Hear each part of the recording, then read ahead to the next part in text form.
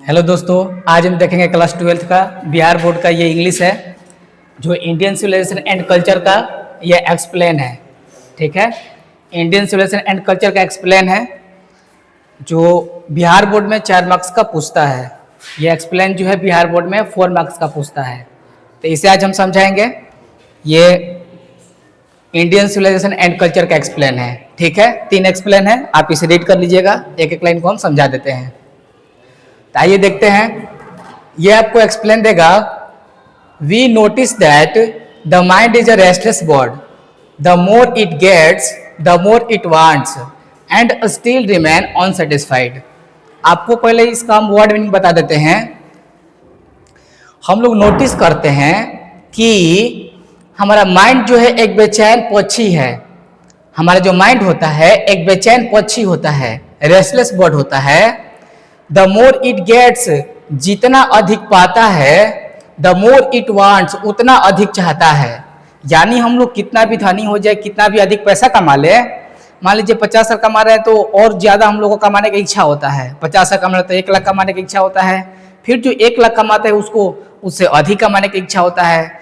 ये मानव का जो मन होता है ना, एक मानसिक जो स्थिति होता है मानव का, एक रेस्टलेस बर्ड की तरह होता है, बेचैन पक्षी की तरह होता है।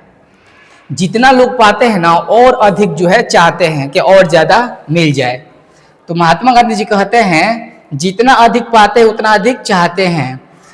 एंड स्टिल रिमेन्स अनसेटिस्फाइड, फिर भी हम असंतुष्ट रहते हैं, फिर भी हमारा जो है कामना जो है, इच्छा जो है पूरा नहीं हो पाता है, फिर भी हम असंतुष्ट रहते हैं। तो इसी को एक्सप्लेन करना है कि हमारा जो माइंड है एक बेचैन पक्षी है और जितना अधिक हम लोग पाते हैं उतना अधिक चाहते हैं। तो इसको एक्सप्लेन करेंगे हम। ये लाइन जो है आपको लिखना जरूरी है कि कौन से चैप्टर से ये लाइन लिया गया है, यहां से यहां तक आपको लिखना पड़ेगा।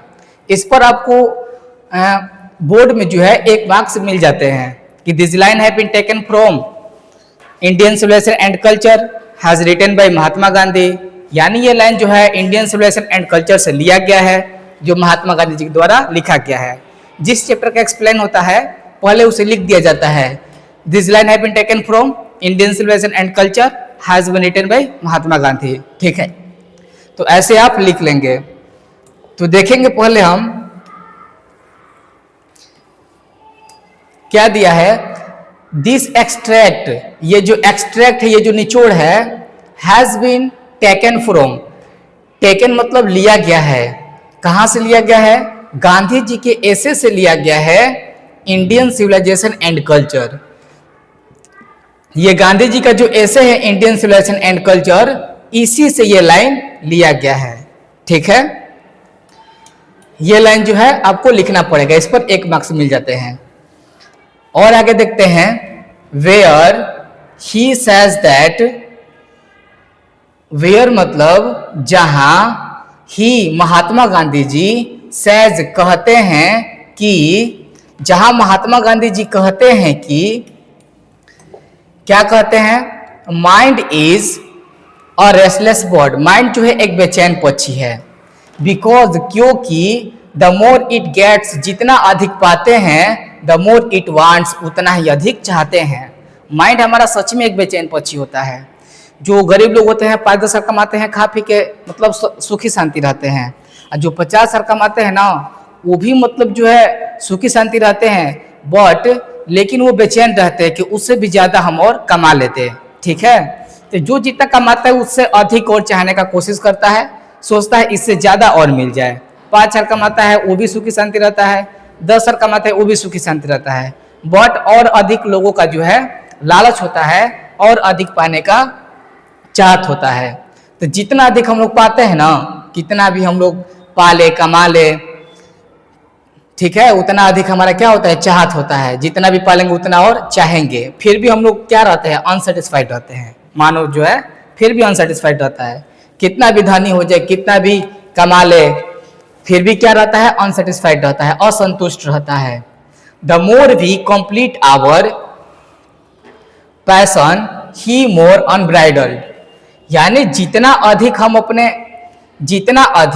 हम लोग कंप्लीट यानी पूरी तरह से अपने पैशन को, जुनून को जितना हम लोग अपने जुनून को बढ़ाते हैं उतना ही अधिक मोर अनब्राइडल्ड, उतना ही अधिक बेलगाम होता है। मान लीजिए हमें जो है एक बाइक खरीदने का इच्छा हुआ तो बाइक खरीद लिए, ठीक है, और हमें हमारा इच्छा अगर मान लीजिए कोई कुछ और खरीदने का हो तो हमें जितना हमारा कैपेसिटी होता है, क्षमता होता है, वही उतना ही काम करना चाहिए। लेकिन हम ज़्यादा सोचने लगेंगे तो और हम हमारे लिए क्या हो सकता है, तो अनब्राइडल्ड हो सकता है। यही हमारा बेलगाम बनाता है। हम लोग अपने जुनून को जितना अधिक बढ़ाते हैं उतना ही क्या होता है, बेलगाम होता है। तो हम लोग जितना अपने जुनून को बढ़ाते हैं, ठीक है, अपने पैशन को जितना बढ़ाते हैं उतना ही बेलगाम होते जाता है। They become, so we should set a limit to our passion. इसीलिए हम लोगों को अपने पैशन को, अपने जुनून को एक लिमिट में बांध देना चाहिए। हमें अपने जुनून को, अपने पैशन को एक लिमिट तक ही सेट कर लेना चाहिए। Because happiness is a largely a mental condition. अगर हम हद से ज़्यादा हैप्पी रहेंगे ना, हद से ज़्यादा खुश रहेंगे, तो ये हमारे लिए क्या हो सकता है, मानसिक स्थिति हो सकता है, बहुत ही हानि हो सकता है। विच, जो does not depend on whether one is rich और पुअर। जो ये डिपेंड नहीं करता, खुशियाँ डिपेंड नहीं करता है कि कौन रिच है और कौन पुअर है, धनी मनी है तो खुश है और गरीब है तो दुख है, ये इस पर डिपेंड नहीं करता है। ठीक है, तो ये था पहला एक्सप्लेनेशन। सेकेंड देखते हैं।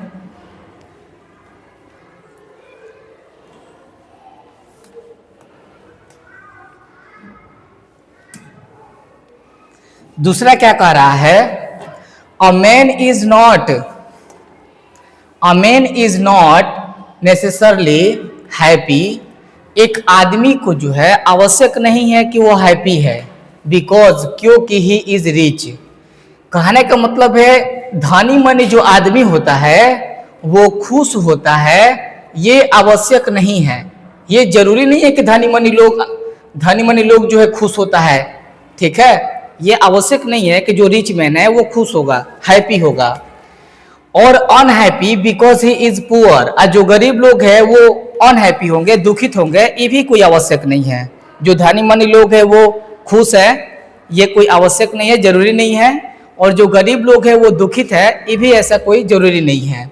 द रिच आर ऑफन, धनी मनी लोगों को अक्सर देखा गया है टू बी अनहैप्पी, दुखित देखा गया है। The poor to be happy, और गरीब लोगों को सुखी यानी खुश देखा गया है। ठीक है, तो कोई धनी मनी है तो वो हैप्पी है, खुश है, ये कोई आवश्यक नहीं है। जो गरीब है, दुखित है, दुखी रहेगा, ये भी कोई आवश्यक नहीं है।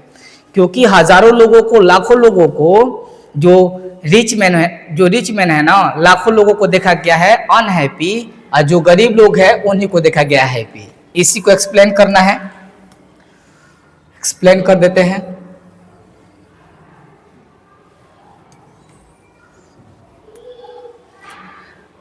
This line have been taken from, ये जो लाइन जो है लिया गया है गांधी जी ऐसे, महात्मा गांधी जी के ऐसे से लिया गया है ये लाइन, महात्मा गांधी जी के ऐसे से लिया गया है ये लाइन।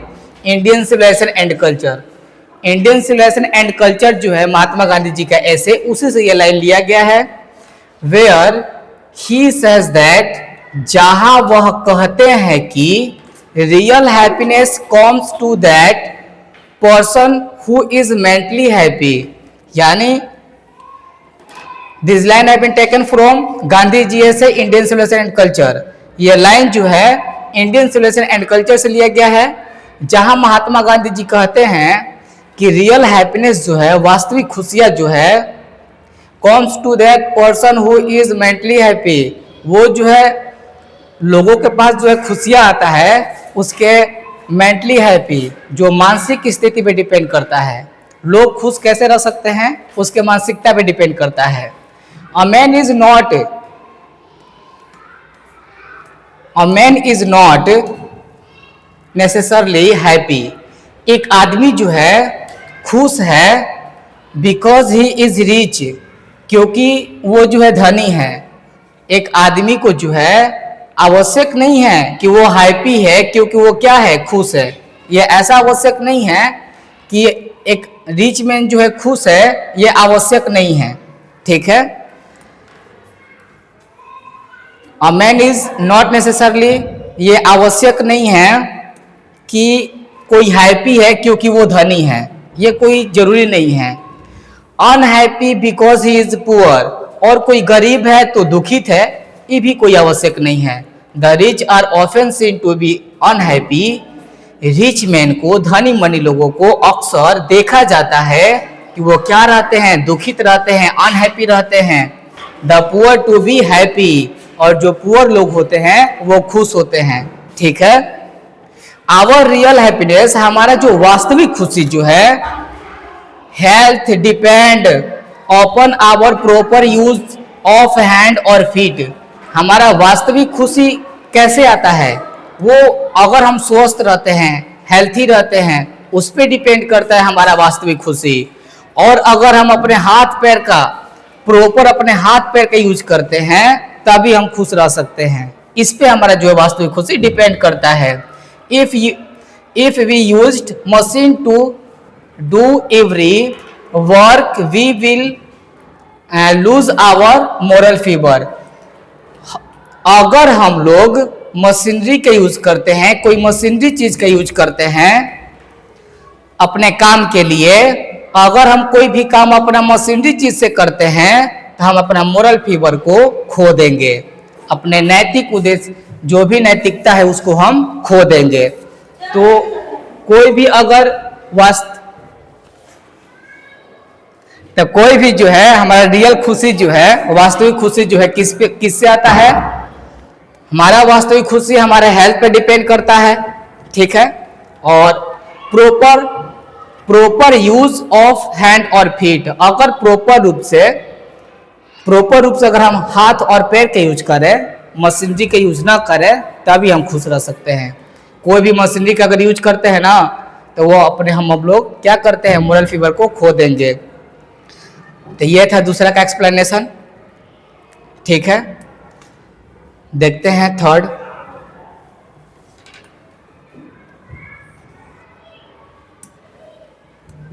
थर्ड में है civilization is that mode of conduct. सभ्यता जो है एक मोड ऑफ कंडक्ट है, अच्छा आचरण है, विच जो पॉइंट आउट दर्शाता है man the path of duty, मानव के कर्तव्य के रास्ता को दर्शाता है।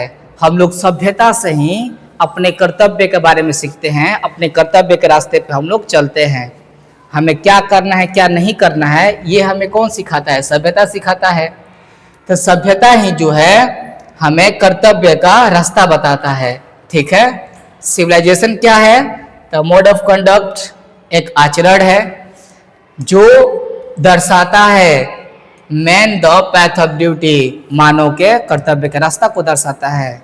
यानी हमें मानव को जो है कर्तव्य के रास्ता को बताता है सभ्यता, मानव को क्या करना है क्या नहीं करना है। तो यहाँ तक तो आपको हर एक एक्सप्लेनेशन में लिख लेना है, यानी जितना भी एक्सप्लेन आएगा ना तो this line have been taken from, और जिस चैप्टर से लिया गया है उसको यहाँ पे लिख देना है, कोई भी एक्सप्लेन आएगा। ठीक है, तो this line have been taken from Gandhi ji ऐसे Indian civilisation and culture, Gandhi ji के ऐसे इंडियन सिविलाइजेशन एंड कल्चर से लिया गया है ये लाइन। ठीक है, गांधी जी के ऐसे इंडियन सिविलाइजेशन एंड कल्चर से लिया गया है। वेयर, जहां he says that, Gandhi ji कहते हैं कि सिविलाइजेशन सभ्यता means to complete our duty sincerely, यानी सभ्यता का मतलब होता है कि हम लोगों को ईमानदारी से अपना जो है कर्तव्य को जो है निभाना चाहिए। सभ्यता का मतलब होता है कि हम अपने कर्तव्य को कैसे निभा रहे हैं। ठीक है, हम क्या कर रहे हैं क्या नहीं कर रहे हैं ये हमें सभ्यता ही सिखाता है। तो सभ्यता का मतलब होता है हम अपने कर्तव्य को, ड्यूटी को सिंसियरली रूप से करें। ठीक है, ईमानदारी से हम अपने जो कर्तव्य करते ड्यूटी करते हैं वही हमारा सभ्यता होता है। It show our nature and quality, और ये दर्शाता है हमारे नेचर भावनाओं को दर्शाता है, क्वालिटी गुण को दर्शाता है। सभ्यता ही बताता है कि हमारा नेचर कैसा है और हमारा क्वालिटी कैसा है, गुण कैसा है। तो सभ्यता के कारण ही हमारा नेचर और क्वालिटी का पता चलता है। The real meaning of civilisation, civilisation का रियल मीनिंग होता है, वास्तविक अर्थ होता है गुड कंडक्ट, अच्छा आचरण। सभ्यता का रियल मीनिंग, वास्तविक अर्थ होता है गुड कंडक्ट, अच्छा आचरण। ठीक है। इन हिज लाइन, इस लाइन में ही has focus, Mahatma Gandhi ji focus करते हैं, ठीक है, दर्शाते हैं अबाउट इंडियन सिविलाइजेशन। यानी महात्मा गांधी जी इस लाइन में क्या करते हैं, फोकस करते हैं किसके बारे में, तो इंडियन सिविलाइजेशन के बारे में, भारत के सभ्यता के बारे में। And he says that our civilisation and Swaraj depend upon self denial. हमारा जो स्वराज है, हमारा जो देश है, यह सेल्फ डेनियल पर डिपेंड करता है। Not upon self indulge, not upon self indulgence, ना कि सेल्फ इंडोलजेंस पे। हमारा जो सभ्यता है नैतिकता पे डिपेंड करता है, बल्कि मशीनी चीज पे डिपेंड नहीं करता है। ठीक है। तो हमारा सभ्यता किस पे डिपेंड करता है, हमारा सभ्यता, हमारा देश किस पे डिपेंड करता है, तो सेल्फ डेनियल पे डिपेंड करता है, नॉट अपॉन सेल्फ इंडोलजेंस। ठीक है। तो यह था हमारा बिहार बोर्ड का इंडियन सिविलाइजेशन एंड कल्चर का ये एक्सप्लेनेशन है, जो बिहार बोर्ड में 4 मार्क्स के पूछे जाते हैं। ठीक है। इसके बाद हम इंडियन सिविलाइजेशन एंड कल्चर का समरी भी लेकर आएंगे। अगर वीडियो आपको अच्छा लगता हो तो लाइक सब्सक्राइब जरूर करें और शेयर भी करें। आज के लिए इतना ही, थैंक्स।